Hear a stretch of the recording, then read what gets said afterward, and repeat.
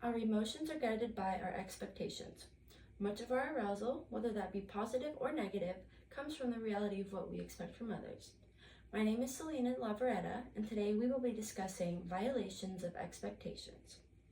Expectancy violations theory claims that violations of expectations may be considered more or less favorable than confirmation of expectations, and that positive violations may produce desirable results. Today we will be discussing the definition and application of expectancy violations theory, the several propositions that go with this theory, and how to apply this theory to your own interpersonal communications. Dr. Judy K. Burgoon's Expectations Violation Theory article suggests that both verbal and nonverbal behaviors either subscribe or deny another's expectations, and that depending on relationship status and intentions of each party, violations may be considered positive or negative and lead to positive or negative relational development. Expectations are based on social norms and are associated collectively on an individual's characteristics such as culture, gender, or race, the relational status of the given relationship, and the context of the interaction. A violation, on the other hand, is any deviation from an expected reaction or response. A certain action may register as positive or negative depending on the context of the interaction, the relationship status between the two people interacting, and individual characteristics. The concept relates to overall interpersonal communication as well as relational escalation and de-escalation. Chapter 8 describes expectations violation theory as a concept in which suggests that individuals develop set expectations for how one should react or respond, both verbally and non-verbally, and that violations of these expectations raise awareness of the receiver to both the communicator and the relationship.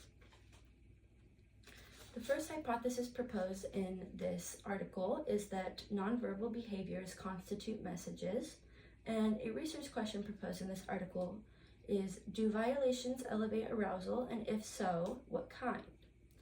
The conclusions found in this research article are as follows, and the first one is expectancies guide behavior and have persistent effects on interaction.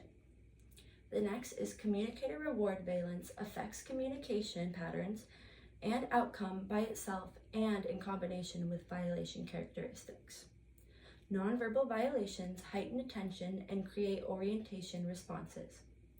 When violations are ambiguous or have multiple meanings, their interpretation is affected by violators' reward valence. When they have fairly consensual social meanings, reward valence does not matter. Nonverbal violations often alter responses relative to confirmations. And finally, expectancies do guide behavior and have persistent effects on interaction. For the application portion of this assignment, I'm choosing my relationship with my partner. I plan on utilizing this concept by taking into consideration a situation's expectation. For the application portion of this project, I am choosing my relationship with my partner.